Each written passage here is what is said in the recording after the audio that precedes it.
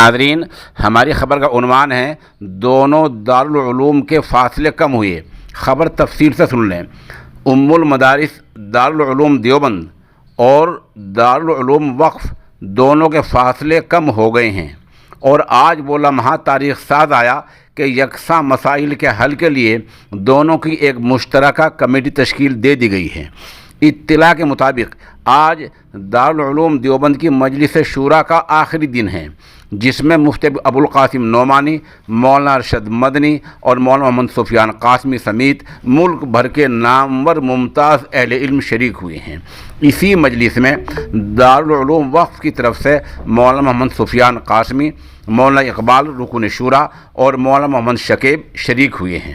کافی غور و خوض کے بعد دونوں ہی اداروں کے یکساں مسائل کے حل کے لیے ایک مشترکہ کمیٹی تشکیل دی گئی ہے، جس میں طرفین سے ان دونوں طرف سے تین افراد لیے گئے ہیں۔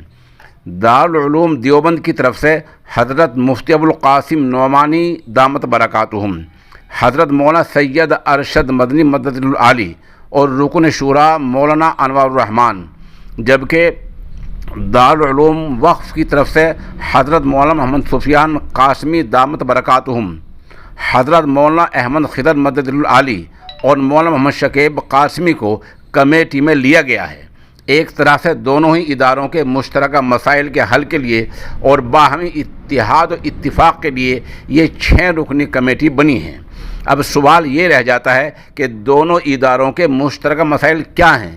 اس کا جواب یہی ہے کہ بہت سارے مسائل ہو سکتے ہیں، جیسا کہ حال ہی میں کورونا کا مسئلہ درپیش ہے۔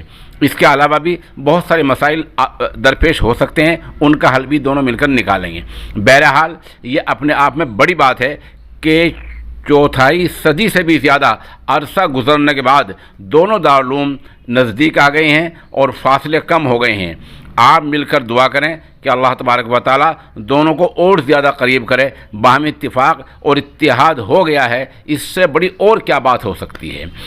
سوشل انڈیا نیوز کے اس نامہ نگار نے خبر کی توثیق کے لیے دارالعلوم دیوبند کے رکن شورا حضرت مفتی حسن محمود مدد العالی سے رابطہ کیا۔ انہوں نے فرمایا کہ ہاں طرفین سے کمیٹی تشکیل دی گئی ہے، لیکن زیادہ تفصیل کا مجھے علم نہیں ہے۔